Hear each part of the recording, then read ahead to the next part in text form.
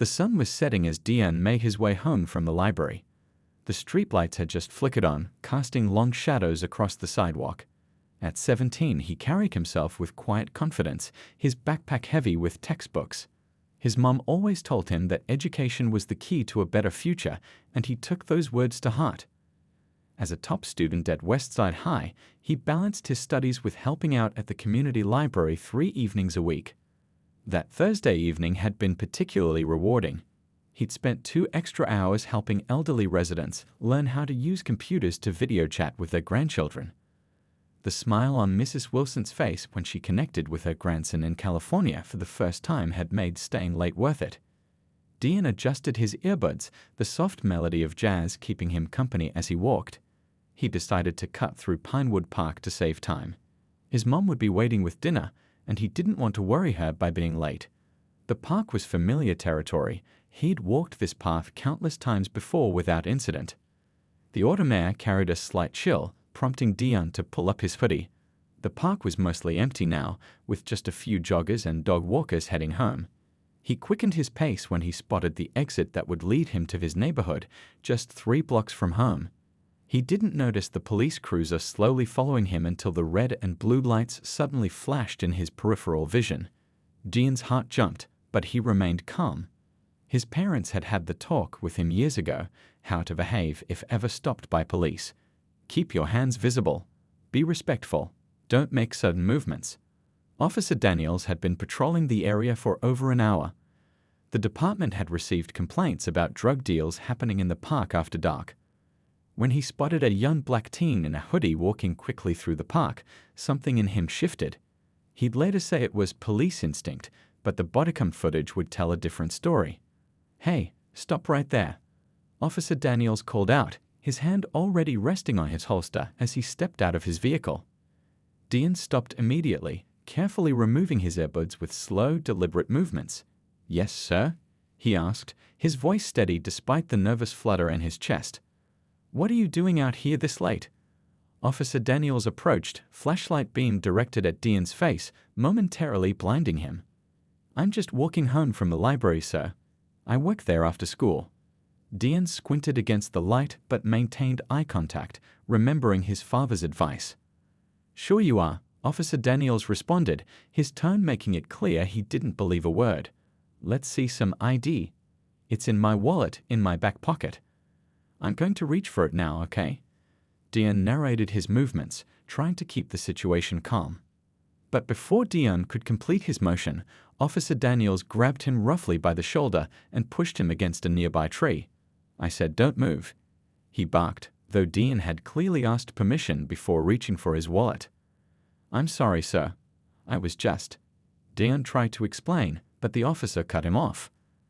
"Shut up and put your hands behind your back," Officer Daniels commanded, his voice carrying an edge that made several passers-by stop and stare. One woman nearby started recording with her phone, her face etched with concern. Dian saw her and felt a small measure of relief. There would be a witness to whatever happened next. Officer Daniels noticed the woman too and seemed to adjust his approach slightly, though his grip on Dian didn't loosen. "Just doing my job, ma'am," he called out to her with a forced smile that didn't reach his eyes. He turned back to Dian and began roughly searching his backpack. When he found a small plastic container with pills inside, his expression changed to one of triumph. "What do we have here?" he asked, holding up the container like a trophy. "That's my asthma medication, sir." "I have a prescription. The paperwork is in my wallet," Dian explained, his voice now betraying a hint of fear. Officer Daniels laughed, a short, dismissive sound. "Yeah, right, that's what they all say." He pocketed the container and continued his search, ignoring Dian's increasingly desperate attempts to explain. The woman with the phone moved closer, making sure she captured everything. Nearby, a middle-aged man had also stopped, watching with growing concern as the situation unfolded. Little did Officer Daniels know, his actions that evening would soon be played back in a courtroom, frame by frame, exposing the truth behind the badge. The plastic handcuffs bit into Dian's wrists as Officer Daniels pushed him toward the police car. The evening had turned into a nightmare so quickly. Just 30 minutes ago, he had been helping Mrs. Wilson send her first video message to her grandson. Now he was being treated like a criminal. "Please, sir, just check my wallet." "The prescription has my name on it," Dion pleaded, his voice shaking despite his efforts to stay calm. Officer Daniels ignored him, instead roughly patting down Dion's pockets before opening the back door of the cruiser. "Save the stories for the judge, kid." The woman who had been recording stepped closer. "Officer, he's just a boy. Why are you arresting him?" Her voice carried across the park, drawing more attention. "Ma'am, step back. This is police business," Officer Daniels snapped, his hand firmly gripping Dion's shoulder. "This area is known for drug activity, and I've caught him with illegal substances. It's my medicine." Dion tried once more, but Officer Daniels pushed his head down and forced him into the back seat. From inside the car, Dion could see people gathering, several with phones out. A small part of him felt relieved. There were witnesses. His parents had warned him about situations like this, but he never thought it would happen to him. He was a good student, he volunteered. He stayed out of trouble. As they drove away, Dion caught a final glimpse of the park where his ordinary evening had turned upside down. His thoughts raced to his parents. His mom would be worried sick when he didn't come home. Would they know where to find him? What would happen at school tomorrow? His college applications were due next week. At the police station, Officer Daniels yanked Dion out of the car and marched him through the back entrance. The bright fluorescent lights made Dion squint after the darkness of the cruiser. Two other officers looked up as they entered. "What did you bring in, Daniels?" asked one, a heavy-set man with a crew cut. Officer Daniels pushed Dion forward. "Caught this one with drugs in the park. Typical story, claims it's medicine." He made air quotes with his fingers and laughed. The other officers chuckled. None of them bothered to look at Dion, not as a person anyway. Their eyes passed over him like he was just another file to process, another number to add to their arrest records. "I have asthma," Dion said quietly. "My inhaler is in my backpack too." Yeah, Officer Daniels muttered, dropping Dion's backpack on a nearby desk and beginning to empty it. Books, notebooks, a half-eaten sandwich wrapped in foil, pens, and at the bottom, the blue inhaler Dion had mentioned. For a brief moment, Officer Daniels paused, looking at the inhaler and then at the container of pills. Something flickered across his face. Doubt, perhaps, but then it was gone. "Book him," he told the desk officer. "Possession with intent to distribute." "Intento? That's not true." Dion's voice rose in panic. "Please just call my parents. They can bring my prescription paperwork." The desk officer looked at Dion for the first time, then back at Daniels. "You sure about this one? He looks like a good kid." "They all do," Daniels replied coldly. "You gonna question my judgment, Rivera?" Officer Rivera hesitated but then shook his head. "No, sir." He turned to Dion. "Empty your pockets, son." With trembling hands, Dion placed his wallet, phone, keys, and library ID card on the counter. "My medical card is in my wallet," he said quietly. "It has my prescription information." Officer Rivera opened the wallet and found the card, studying it for a moment. He glanced at Officer Daniels, who had walked over to the water cooler and was chatting with another officer. What Daniels didn't notice was the security camera directly above him, recording not just video but audio as well. "Got another one of these troublemakers off the street," he said, his voice low but clear. Acting all innocent with his backpack full of books, like that's not the perfect cover. The other officer nodded. "Could catch." "Yeah, well, you know what they say," Daniels continued, not knowing his words were being captured. "They all look the same to me. Better locked up than dealing in our neighborhoods." Back at the booking desk, Officer Rivera was making a phone call, his back to Dion. When he hung up, he approached Dion again. "Your parents have been notified," he said quietly. "You'll be processed and held overnight. Arraignment is tomorrow morning." "But I didn't do anything wrong," Dion whispered, tears finally welling in his eyes. The shock was wearing off, replaced by fear. Rivera looked at him for a long moment, then leaned in slightly. "Listen, kid, keep your head down tonight. Don't cause trouble. Your parents are getting a lawyer." Dion nodded numbly as he was led to a holding cell. The door clanged shut behind him, the sound echoing in his ears. He sat on the hard bench, holding his head in his hands. Outside the cell, life at the station continued. Papers were filed. Officers changed shifts, and security cameras recorded everything. Officer Daniels laughing with colleagues, making more comments, filling out paperwork with casual disregard for the truth. Unknown to him, these recordings would soon make their way into the hands of someone who would make sure justice was served. The truth would come to light. But for now, Dean sat alone in his cell, a teenager whose only crime was walking home through the wrong park at the wrong time. The phone rang just as Gloria was setting dinner on the table. She wiped her hands on her apron, wondering who could be calling this late. Dean should have been home by now, and she was starting to worry. "Hello," she answered, the phone pressed between her ear and shoulder as she arranged the plates. The voice on the other end made her freeze. "Mrs. Johnson, this is Officer Rivera from the Central District Police Department. I'm calling about your son." The plate in her hand clattered to the table. "What happened? Is he hurt?" Her voice rose with panic. Her husband Thomas rushed in from the living room, immediately alert at the change in his wife's tone. "Your son has been arrested on suspicion of possession of illegal substances with intent to distribute. He's being held overnight for arraignment tomorrow morning." Gloria's knees gave way, and she sank into a chair. "There must be some mistake," she whispered. "Dean doesn't do drugs. He's an honest student." Thomas took the phone from her shaking hand. "This is Dean's father. What evidence do you have for these accusations?" The officer's voice was professionally neutral.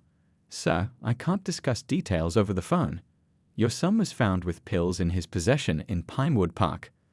The arresting officer determined they were illegal substances. His asthma medication," Thomas said immediately. "He has a prescription. He's had asthma since he was 6 years old."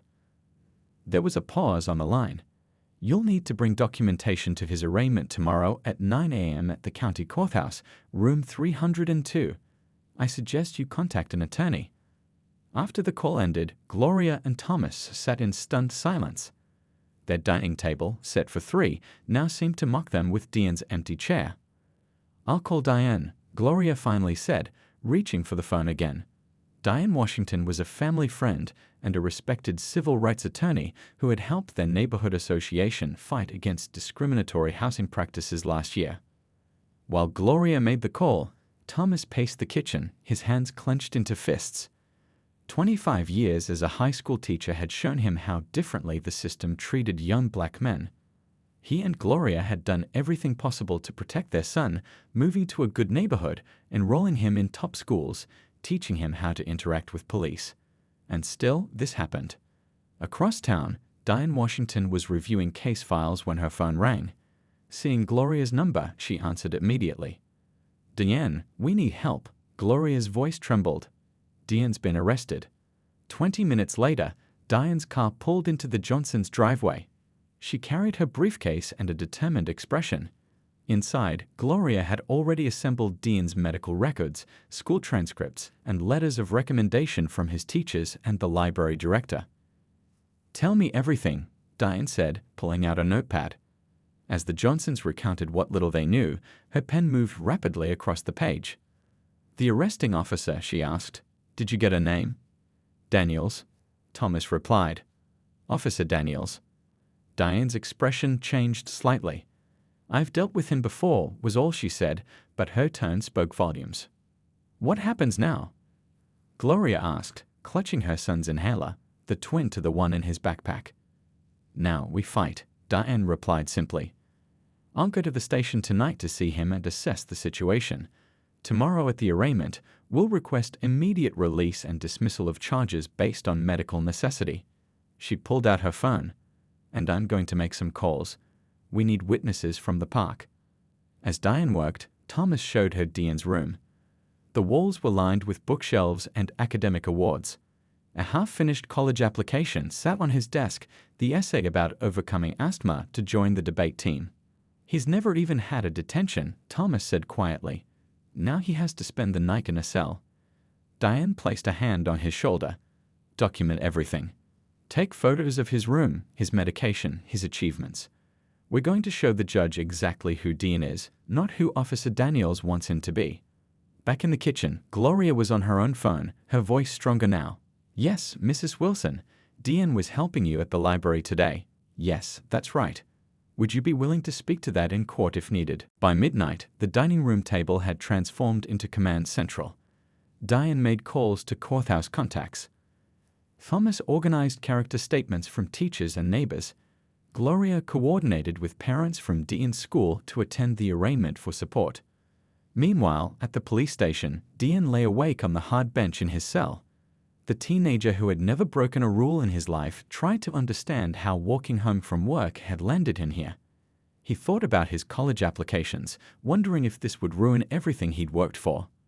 A guard walked by, glancing in at him. "You should get some sleep, kid," he said, not unkindly. "Big day tomorrow." "Sir," Dean asked hesitantly, "has anyone called my parents?" The guard nodded. "They've been notified. Try to rest now." Dean closed his eyes, not out of tiredness but to hold back tears. He didn't want to cry here, not where cameras might be watching, not where other detainees might see. His parents had always taught him to hold his head high, to be strong in the face of injustice. Tomorrow, he would need that strength. Across town, as the Johnsons finally went to bed, though neither expected to sleep, Gloria reached for her husband's hand in the darkness. "He must be so scared," she whispered. Thomas squeezed her hand. "He's strong, like his mother." "Tomorrow," Gloria said, determination replacing fear in her voice, "everyone's going to see the truth. Everyone's going to see who our son really is." What none of them knew yet was that the truth would come from an unexpected source, from within the police station itself, recorded on cameras that had seen and heard everything Officer Daniels didn't think anyone would discover. The morning sun had barely risen when Diane arrived at her office. She hadn't slept much, her mind racing with strategy. 20 years of fighting civil rights cases had taught her that evidence was everything, especially when going up against police testimony. She spread the materials across her desk. Dean's medical records dating back to his childhood asthma diagnosis, his prescription history, honor roll certificates, and letters from teachers. Good kid, strong case, but still not enough. They needed more to counter Officer Daniels' word. Her phone buzzed. A text from a contact at the courthouse. Judge Wheeler assigned to the case. Tough but fair. Diane nodded to herself. Wheeler wasn't easily swayed by police department pressure.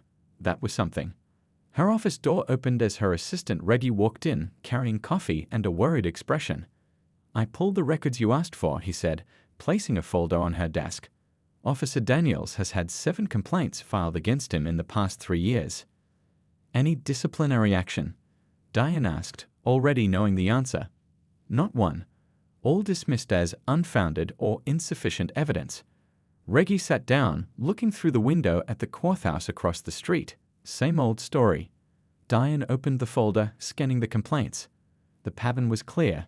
Young black men, minor offenses escalated, questionable searches, and one constant, Officer Daniels' word against theirs. "What's different this time?" Reggie asked. Diane looked up. "This time, we have the asthma prescription as physical evidence. And this time," she added with determination, "we're going to request all surveillance footage from the arrest and the station." "You think they'll give it up?" "No," Diane admitted. "But their refusal will look suspicious to Judge Wheeler. And if they do have something to hide." She didn't finish the thought. Instead, she grabbed her coat. "I'm heading to the station to see Dion before the arraignment. Keep digging into those complaints. I want to know if any patterns match our case." At the police station, Officer Rivera was ending his overnight shift when Diane arrived. He recognized her immediately from previous cases. "Ms. Washington," he nodded, his expression unreadable. "Officer Rivera, I'm here to see my client before his arraignment." Rivera led her to the interview room where Diane waited. The boy looked exhausted, his school clothes wrinkled from sleeping in them, but he stood up straight when she entered. "Diane, I'm Diane Washington. Your parents asked me to represent you." She sat across from him. "Tell me everything from the beginning." Diane recounted the events, walking home from the library, Officer Daniels stopping him, the search, finding his medication. "He laughed," Diane said quietly. "When I told him it was my prescription, he laughed like it was the most ridiculous thing he'd ever heard." Diane made notes. Did anyone else hear him? There were people watching. Some had phones out recording. He paused. "And at the station, there was another officer who seemed, I don't know, less sure. He looked at my medical card. Officer Rivera. Diane nodded. There were cameras too. In the park, on the street, at the station. Diane wrote this down, circling it twice. Diane, when we get to court, the judge will see Officer Daniels as an authority figure. We need to show who you really are. Can you tell me about your college applications? As Diane spoke about his dreams of becoming a doctor, inspired by the respiratory specialist who had helped him manage his asthma, Diane saw the spark return to his eyes. This was what the judge needed to see. Across town, Thomas and Gloria Johnson were parking at the courthouse. News of Diane's arrest had spread through their community overnight. To their surprise, the sidewalk was filled with supporters, teachers from Diane's school, elderly patrons from the library, neighbors, classmates, and their parents. We're here for Diane, Mrs. Wilson said. The elderly woman Diane had helped with computer lessons. She leaned on her cane but stood proudly. That boy helped me talk to my grandson for the first time in years. He wouldn't hurt a fly. Thomas helped Gloria through the crowd, touched by the support. Inside the courthouse, they found Diane waiting. Good turnout, she said with a small smile. It makes a difference. In another part of the building, Officer Daniels was reviewing his report with the district attorney, a young woman named Lee who looked overwhelmed with her caseload. Open and shut, Daniels assured her. Found the suspect with pills, acting suspiciously in a known drug area. And you're certain they weren't prescription medication? Lee asked, not looking up from her files. Would I be here if I wasn't sure? Daniels replied with a hint of irritation. Lee finally looked at him. His parents provided medical records. The boy has asthma. A convenient cover story, Daniels dismissed. Look, I've been doing this for 15 years. I know what I saw. Before Lee could respond, her assistant hurried in. The defense attorney has filed a motion for all surveillance footage, he said, handing her a document. Daniels froze momentarily. What footage? Bodycam, street cameras, station surveillance, Lee read from the motion. Standard request, but usually pointless since half the time the equipment conveniently malfunctions. She looked at Daniels. I assume that's the case here.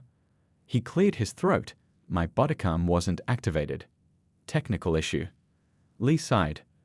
Of course. I'll tell the judge the footage doesn't exist. What neither of them knew was that Officer Rivera had been listening outside the door. He walked away, reaching into his pocket for his phone. A moment later, he sent a text message to a number few people knew he had. They're claiming no footage exists, but it does. All of it. In the courthouse bathroom, Diane's phone buzzed. She read the message from an unknown number and allowed herself a small smile. The first crack in the wall had appeared. As she walked toward the courtroom, she saw Diane being led in by a court officer. He looked small in the large hallway, but walked with his head high. Ready? She asked him quietly. Ready, he replied, his voice stronger than she expected. What waited behind those courtroom doors would change everything, not just for Diane, but for every person Officer Daniels had wrongfully targeted. The truth was coming to light, one piece of evidence at a time. Courtroom 302 buzzed with whispered conversations. Every bench was filled. Diane's teachers sat in crisp work clothes. Elderly library patrons clutched their canes. Classmates fidgeted in school uniforms. Gloria and Thomas sat in the front row, backs straight, eyes fixed on the empty defendant's chair where their son would soon sit. Judge Wheeler entered, and the bailiff called for all to rise. Unlike the judges on TV shows, Wheeler was a small woman with silver-streaked hair pulled into a tight bun. But her presence commanded immediate respect as she settled into her chair and put on reading glasses. Case number 47,293, People vs. Diane Johnson, the clerk announced. Charges: possession of controlled substances with intent to distribute. The side door opened, and Diane entered with a court officer. He wore the clothes he'd been arrested in, now wrinkled from his night in the holding cell. His eyes found his parents immediately, drawing strength from their presence. Diane stood as Diane took his place beside her. Diane Washington, representing the defendant, Your Honor. Lisa Lee for the prosecution, Your Honor. The district attorney looked tired, her suit slightly rumpled as if she'd been wearing it all night. Judge Wheeler peered over her glasses. I understand this is an arraignment, but I've received several motions already. Let's address those first. She shuffled papers. Ms. Washington, you filed a motion for immediate dismissal based on medical necessity and for the release of all surveillance footage related to this arrest. Yes, Your Honor. My client is an honor student with no prior record. The controlled substance in question is his prescribed asthma medication. We have his full medical records and prescription history to verify this. The judge turned to the prosecutor. Miss Lee. Lee stood. Your Honor, the arresting officer identified the pills as illegal substances based on his training and experience. As for the video footage, we regret to inform the court that due to technical difficulties, the officer's body cam was not functioning during this incident. A murmur rippled through the courtroom. And the station surveillance? The judge asked. Internal cameras are for security purposes only, Your Honor. We would need more time to retrieve and review any relevant footage. Judge Wheeler frowned. It seems convenient that the body cam malfunctioned during this particular arrest. Before we proceed, I'd like to hear from the arresting officer. Officer Daniels approached the stand. He wore his uniform perfectly pressed, his badge gleaming. After being sworn in, he sat with confident posture, recounting the arrest with practiced precision. I observed the suspect walking hurriedly through a known drug trafficking area. When approached, he appeared nervous and made suspicious movements.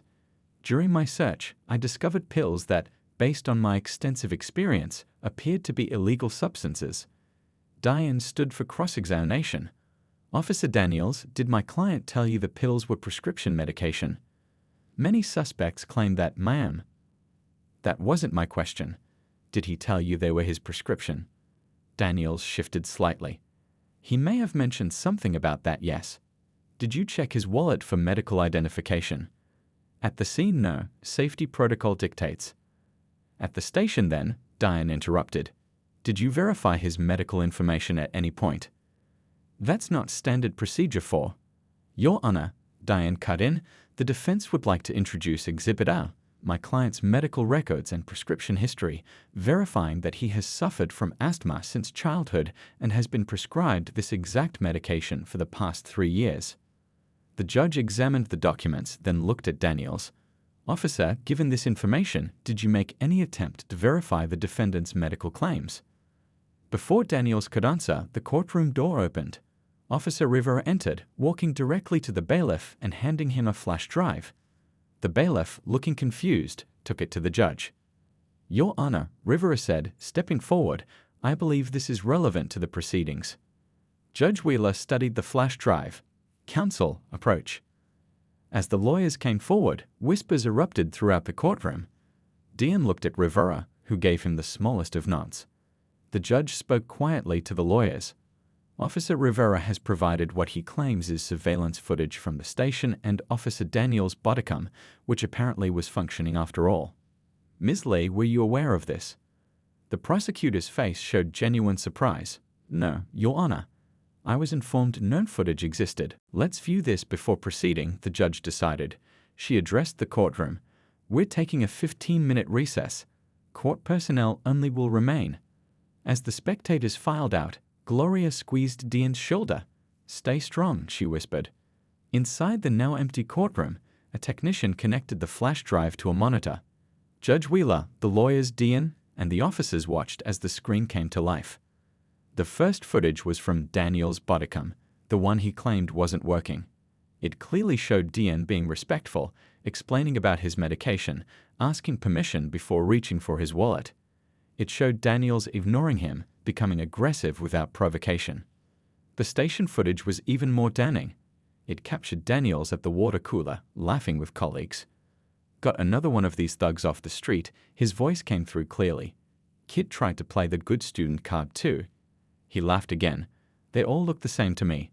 Better locked up than dealing on my streets. The courtroom fell into shocked silence. The bodycam footage continued, showing Officer Rivera examining Diane's medical card with concern, while Daniels filled out paperwork without care. When the screen went dark, Judge Wheeler removed her glasses, her expression stone cold. Officer Daniels, do you wish to revise your testimony? Daniels' face had drained of color. He looked at Rivera with hatred, then back at the judge. Your Honor, those comments were taken out of context. The context seems remarkably clear to me, the judge cut him off. She turned to the prosecutor. Ms. Lee, do you wish to proceed with these charges given what we've seen? Lee stood, looking shaken. No, Your Honor. The state moves to dismiss all charges immediately. So ordered, Judge Wheeler declared. She looked at Dean. Mr. Johnson, you are free to go. The court apologizes for this miscarriage of justice. As Dean rose, the judge wasn't finished. Officer Daniels, you will surrender your badge and gun to court security immediately. I'm referring this matter to Internal Affairs and the District Attorney's Office for potential criminal charges including false arrest, filing false reports, and civil rights violations. She turned to Officer Rivera. And you, officer, I expect a full statement regarding why this footage was initially concealed. As they prepared to bring the spectators back in, Dean looked at Rivera. Thank you, he said simply. Rivera nodded. It was time someone told the truth. The courtroom doors opened, and Dean's parents rushed in, followed by the crowd of supporters. As Judge Wheeler announced the dismissal of all charges, cheers erupted. Gloria wrapped her arms around her son, tears streaming down her face. Thomas stood tall beside them, one hand on Dean's shoulder. Outside the courtroom, Officer Daniels was led away, his face a mask of barely contained rage. His badge, the symbol he had hidden behind for so long, was now in an evidence bag. The truth, captured on camera, had finally shattered the shield of his authority. News travels fast in a small community. By that evening, video clips from the courtroom were spreading across phones and social media. Local TV stations camped outside the police station, their vans lined up like soldiers awaiting battle. Inside, the police chief paced his office, tie loosened, face grim. This is a disaster, he muttered to his deputy. One officer's actions, and now the whole department looks corrupt. The deputy, a 20-year veteran, shook his head. It's not just one officer, Chief. You know that. Daniels was the symptom, not the disease. Outside the station, protesters gathered with handmade signs. Juis Dicey for Dionen and Cameras Dioment Lai bobbed above the crowd. Unlike the angry mobs often shown on national news, this group was diverse and disciplined. Grandmothers in church hats stood beside teenagers in school uniforms. White teachers linked arms with black community leaders. At home, Dean sat on the couch surrounded by his family. His younger sister leaned against his shoulder, refusing to leave his side since he'd returned. His grandmother had arrived from 2 towns over, bringing enough food to put some meat back on those bones, as she put it. The doorbell hadn't stopped ringing, neighbors bringing casseroles, classmates dropping off notes, teachers stopping by to check on him. Each visitor shared the same message: we knew you were innocent. Thomas watched from the kitchen doorway as his son thanked another well-wisher. Pride swelled in his chest, but anger still simmered beneath. His boy had done everything right, respectful, honest, hardworking, and still ended up in a cell. The system had failed him, and only luck and one honest cop had saved him. Mr. Johnson. A voice pulled him from his thoughts. It was Diane, who had arrived with a stack of folders. We need to talk about next steps. In the dining room, Diane laid out documents while Gloria poured coffee. The district attorney's office called, Diane explained. They want to meet tomorrow. Not just about Dean's case. They want to review every arrest Officer Daniels made in the past 3 years. Good, Thomas said firmly. There's more, Diane continued. The mayor's office reached out. They're forming a civilian review board to oversee police conduct, and they want your input. Gloria looked up, surprised. Our input? Your family has become the center of something important. What happened to Dean? It's happened to countless others who didn't have video evidence or a lawyer or community support. The difference is you won. Diane slid a newspaper across the table. The headline read, Teens Bureau in GFUL AREST XPOZs PLAC MISCO and DUCT. Thomas picked up the paper, scanning the article.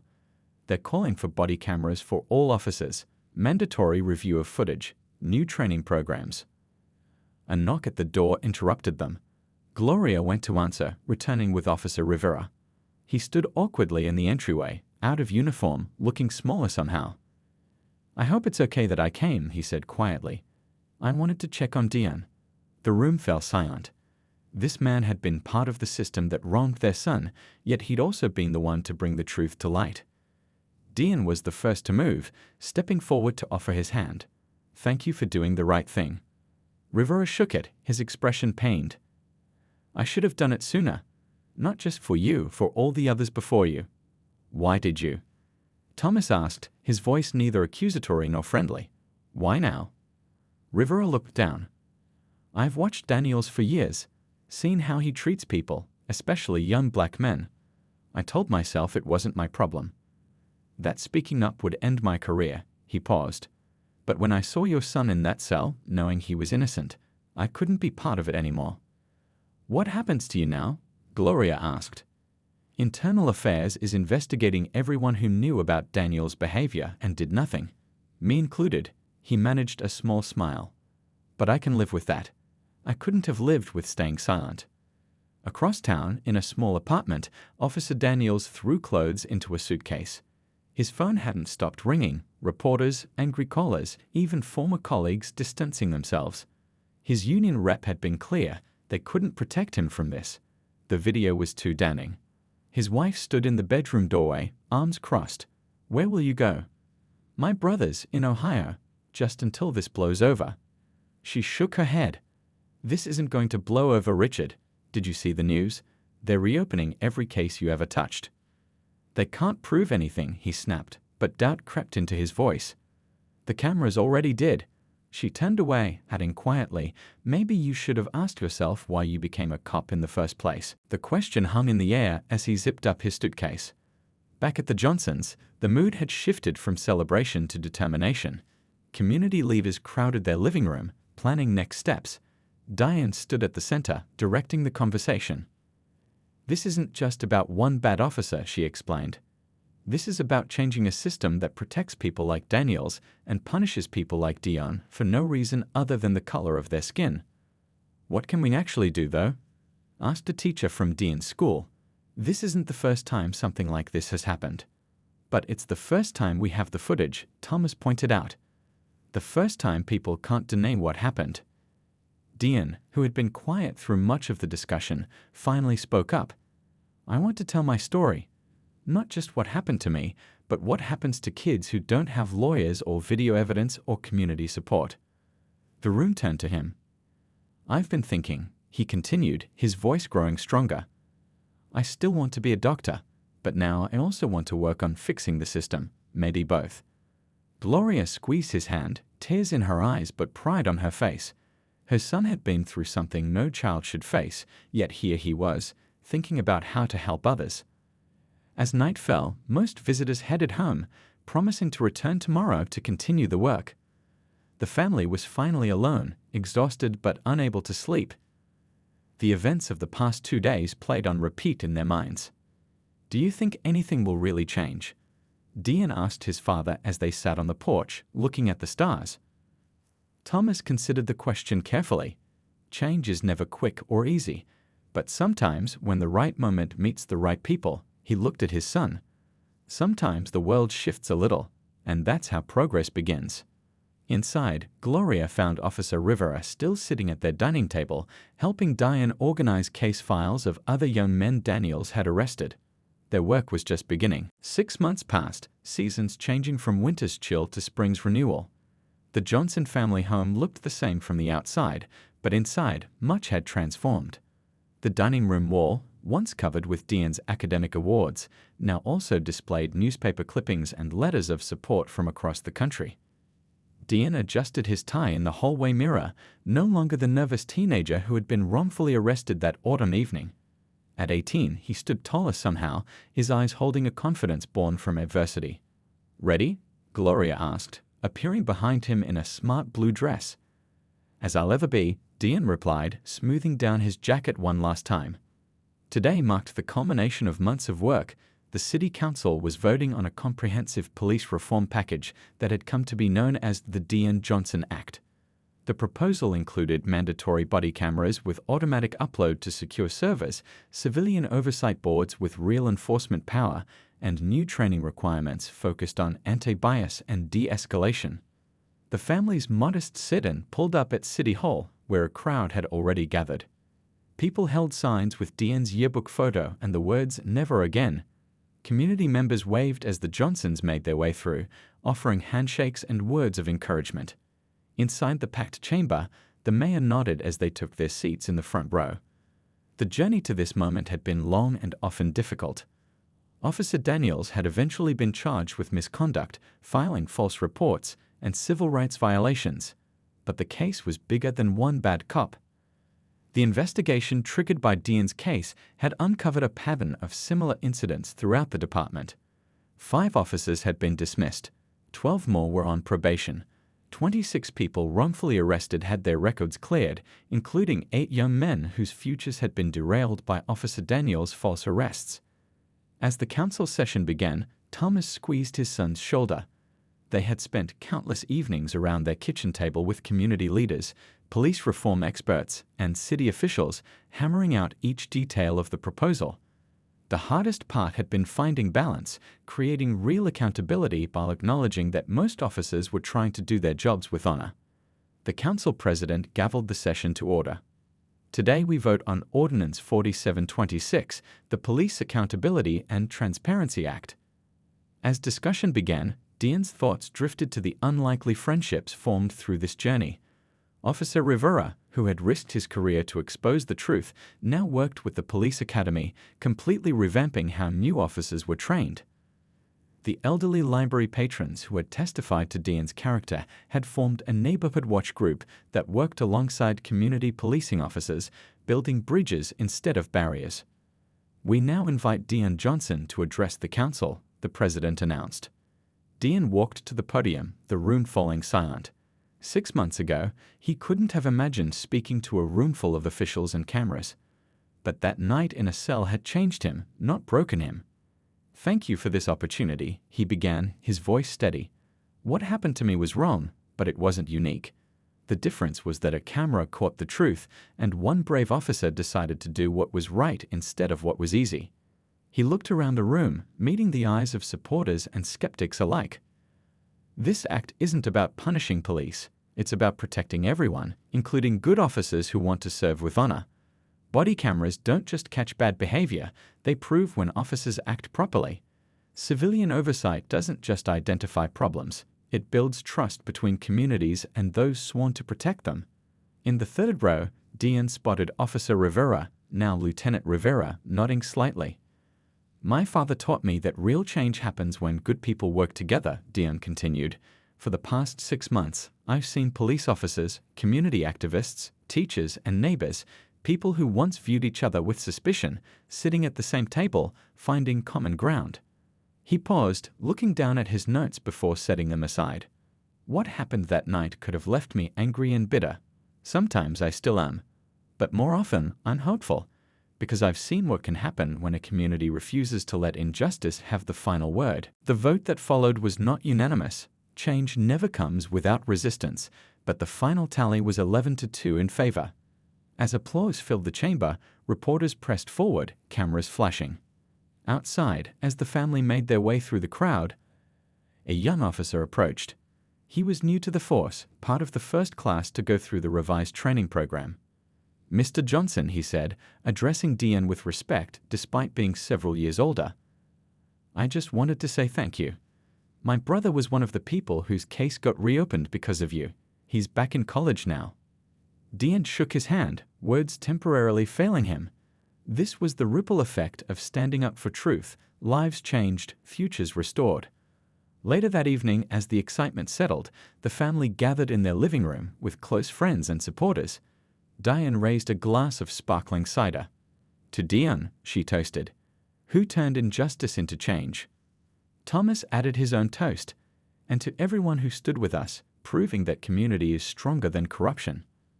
As conversations flowed around him, Diane stepped onto the porch for a moment of quiet. The same stars that had witnessed his walk home that fateful night now looked down on a community forever changed. Next week, he would leave for college with a full scholarship to study pre-med and public policy, his experiences shaping a new path forward.